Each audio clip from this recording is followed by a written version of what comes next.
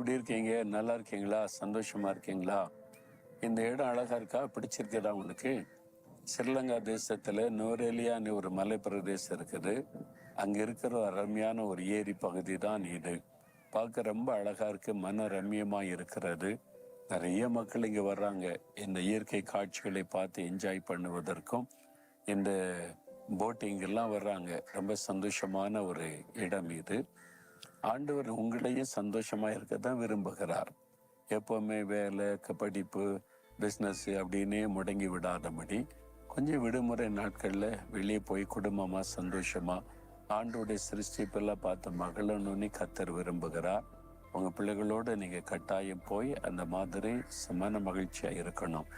சரி, இந்த நாள் ஆண்டவர் எனக்கு என்ன வசனம் சொல்லுகிறார் பார்க்குறீங்களா? யோசுவா 3:7 இன்று அவர்கள் கண்களுக்கு முன்பாக உன்னை நான் மேன்மைப்படுத்துவேன்.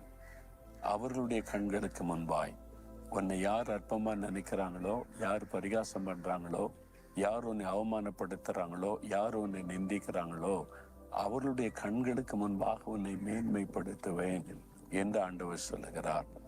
ஒரு சகோதரி பாருங்க, ஒரு சமயம் என்னை சந்தித்த போது உங்களுக்கு எதற்காக ஜெபிக்க வேண்டும் என்று கேட்டபோது மிகவும் அழுதார்கள். கண்ணீர் விட்டு வாய் விட்டு சத்தமிட்டு அழுது விட்டார்கள். அவங்களால தாங்க கொள்ள முடியாத அளவுக்கு ஒரு பாரம். என்ன காரியம் என்று கேட்டால், அவருடைய குடும்பத்தாரே அற்பமா பேசுறாங்க. எதுக்காக பேசுறாங்க? குழந்தை இல்லை. திருமணமாகி சில வருஷமாயிட்டு குழந்தை இல்லாததுனால அவமானப்படுத்தி நிந்தித்து அவங்க வேதனைப்படுத்துற மாதிரி, இருதயத்தை காயப்படுத்துற மாதிரி பேசி, உனக்கு குழந்தையை பிறக்காது, நீ தரித்திரம் பிடித்தவள், நீ பிறந்த நேரமே சரி கிடையாது, நீ சபிக்கப்பட்டவள் அப்படிலாம் சொல்லி காயப்படுத்தினார்கள். ஏற்கனவே குழந்தை இல்லைன்றது ஒரு வேதனை, அதுவே அவருடைய உள்ளத்தை வேதனைப்படுத்துகிறது. இவங்க பேசுகிற வார்த்தைகள் அந்த குடும்பத்தில் உள்ளவர்களே சொன்ன வார்த்தை தான் அவருடைய இருதயத்தை மிக வேதனைப்படுத்தி விட்டார். அதனால என் குடும்பத்தாரே இப்படி பேசுறாங்க, அப்போ உறவுகள் ஊர்ல இருக்கிறவங்க என்ன மாதிரி என்பதால் அந்த கண்ணீரை அதிகமாய் உடைத்து விட்டது. நான் சொன்னேன், மகளே, எந்த இடத்தில் யார் உன்னை அவமானப்படுத்துறாங்களோ அவங்க கண்களுக்கு முன்பாக கர்த்தர் உன்னை மேன்மைப்படுத்துவார். உன்னை என்ன மாதிரி வார்த்தைகளை சொல்லி குற்றப்படுத்தி கேவலப்படுத்துறாங்களோ, நீ அப்படி அல்ல, நீ ஆசீர்வதிக்கப்பட்டவள் என்று அவங்க வாயினால சொல்லும்படி கர்த்தர் உன்னை ஆசீர்வதிப்பார். உன் கண்ணீரை இயேசு பார்க்கிறார். நீ கலங்காதேன்னு சொல்லி அந்த மகளுக்காய் பாரத்தோடு செபிக்க ஆண்டவர் கிருபை கொடுத்தார். அவளுக்காக, அந்த மகளுக்காக செபிக்கும் போது ஒரு பெரிய பாரத்தை கர்த்தர் உண்டாக்கினார். பாவம், ஒரு கண்ணீர் இல்லை, ஒரு வேதனை இல்லை, மற்றவர்கள் பேசுகிற வார்த்தைகள். ஜெபம் பண்ணி நான் அனுப்பினேன். மறுபடி ஒரு வருடம் கழித்தாரு. ஆண்டவர் பாருங்க, அழகான குழந்தை கொடுத்து ஆசீர்வதித்து அதே மகள் சந்தோஷமாய் கொண்டு வந்த குழந்தை காண்பித்து, யாரின் அற்பமா பேசினாங்களோ, கேவலமா பேசினாங்களோ, அவங்களுடைய கண்களுக்கு முன்பாக அதே இடத்துல கர்த்தர் என்னை நான் ஆசீர்வதிக்கப்பட்டவள் என்பதை விளங்க பண்ணி இருக்கிறார் என்று. இப்ப பேசினவங்க மூஞ்சி எங்க வச்சுப்பாங்க? அதனால தயவு செய்து ஒருத்தர் பாதிக்கப்பட்ட குறைவோடு இருந்தா துக்கப்படும்படி பேசாதங்க, காயப்படுத்தும்படி பேசாதங்க.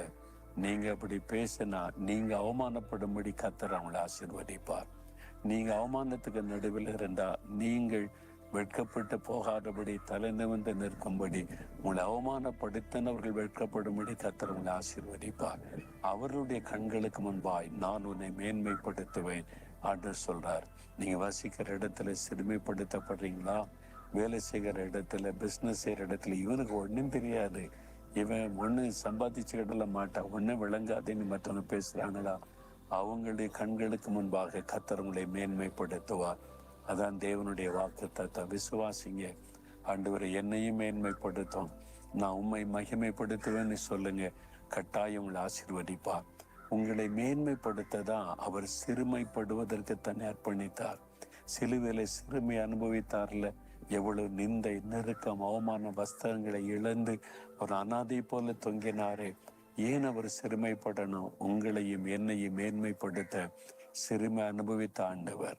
அவரை பார்த்து சொல்லுங்க, இயேசுவே, என்னை மேன்மைப்படுத்த நீங்க சிறுமைப்பட்டு சிலுவையில ரத்தம் சிந்து நீங்க இப்போ என் வாழ்க்கையில நீங்க கொடுத்த வாக்குத்தத்தத்தை விசுவாசிக்கிறேன். இதே இடத்துல இதே மக்கள் மத்தியில என்னை மேன்மைப்படுத்த போகிறதற்காய் ஸ்தோத்திரம் ஸ்தோத்திரம். இயேசுவின் நாமத்தில் ஆமென்.